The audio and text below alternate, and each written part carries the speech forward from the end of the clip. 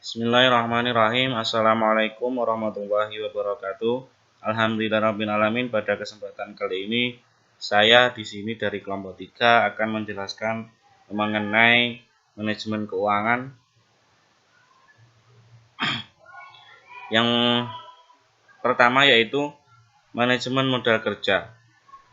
Jadi manajemen modal kerja di sini adalah salah satu cabang manajemen keuangan yang mengelola modal kerja dari suatu perusahaan hingga mencapai nilai yang optimal. Tujuan diadakannya manajemen modal kerja adalah untuk menghasilkan kesejahteraan para pemegang saham melalui perolehan laba yang optimal. Jadi modal kerja di sini bertujuan untuk mengelola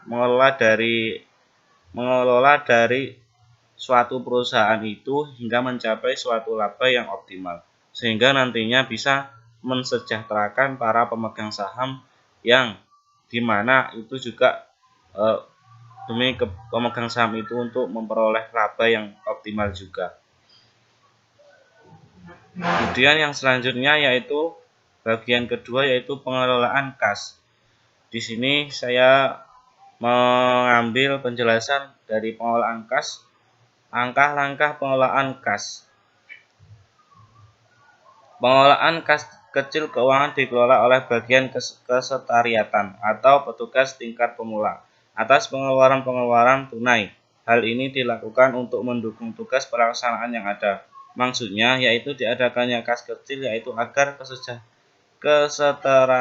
kesetariatan itu tidak perlu meminta dana ke bagian keuangan setiap kali ingin mengeluarkan dana. Jadi di sini tujuannya diadakannya pengelolaan kas. Pengelolaan kas di sini supaya memudahkan dari bagian kesetariatan agar apabila sesuatu saat itu membutuhkan dana tidak perlu untuk meminta kepada bagian keuangan. Nah, di sini yang diberi amanat untuk pengelolaan kas di sini untuk kas kecil di sini bagian kesetariatan, karena di sini dijelaskan juga petugas tingkat pemula atas pengeluaran tunai. Jadi kesetariatan di sini juga diberi amanah untuk mengelola kas di mana apabila perlu adanya pengeluaran tunai dan tidak perlu untuk memintanya kepada bagian keuangan. Kemudian yang selanjutnya yaitu pengelolaan piutang. Pengelolaan piutang di sini tujuan pengelolaan utang di sini dimaksudkan agar tidak terjadi kredit macet yang akan menghambat arus kas usaha dalam menjual produk. Perusahaan bisa melakukan transaksi secara tunai atau kredit. Manajemen piutang adalah sistem yang paling berperan dalam membangun kebijakan pengelolaan piutang usaha yang baik dan tepat. Jadi, apa sih tujuan dari pengelolaan piutang di sini? Dijelaskan kalau menurut saya agar tidak terjadinya suatu kredit yang macet. Jadi bisa lancar dan berjalan dengan baik sesuai dengan kebijakan yang telah ditetapkan oleh suatu perusahaan. Kemudian selain itu pengelolaan piutang di sini juga merupakan sistem yang paling berperan dalam membangun sebuah kebijakan yang dimana di situ mengelola piutang dari usaha. Dan di sini juga pengelolaan piutang itu mengelolanya dengan baik dan benar dan tepat. Kemudian yang selanjutnya yaitu pengelolaan persediaan. Nah, di sini ada menurut beberapa pakar menjelaskan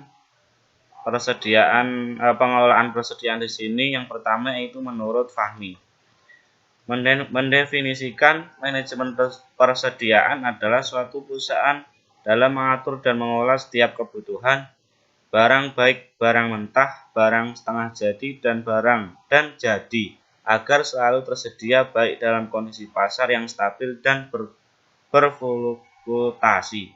Nah, jadi di sini yang saya tangkap dari penjelasan menurut dari Fahmi di sini, pengolahan persediaan di sini yaitu bertujuan sebenarnya untuk mengatur dan mengelola suatu kebutuhan dari suatu usaha itu dan para konsumen, agar semua kebutuhan barang, baik itu barang yang mentah, barang jadi, dan barang jadi, itu semuanya agar selalu tersedia dan ada.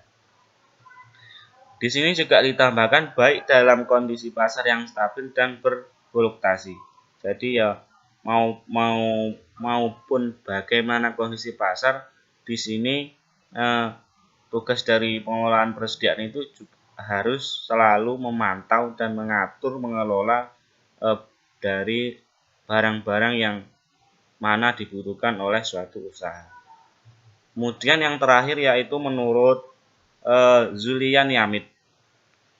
Di sini dia berpendapat bahwa tujuan manajemen persediaan adalah meminimumkan biaya. Oleh karena itu, perusahaan perlu mengadakan analisis untuk menentukan tingkat persediaan yang dapat meminimumkan biaya atau paling ekonomis. Nah, jadi sebenarnya ini kalau menurut saya pendapat Julian Yamit dan Fahmi ini masih ada hubungannya ya, karena di sini menurut Julian Yamit, apa sih itu pengolahan persediaan? Nah, di sini dia berpendapat bahwa pengelolaan persediaan itu yaitu suatu analisis di mana itu bertujuan untuk meminimumkan suatu biaya agar mendapatkan